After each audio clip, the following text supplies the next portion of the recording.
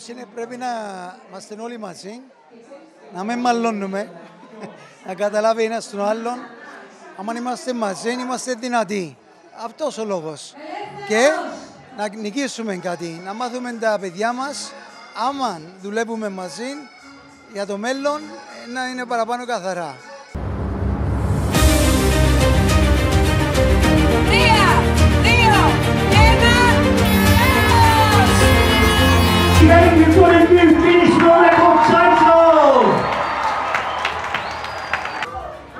Σε όλον τον κόσμο που μας βλέπει, εγώ προσωπικά, ο Κούλτης ο Νικολάου, θέλω να σου πω ένα μεγάλο ευχαριστώ, γιατί οφείλουμε όλοι στους ανθρώπους που προσφέρουν στον τόπο τους να λένε το ευχαριστώ.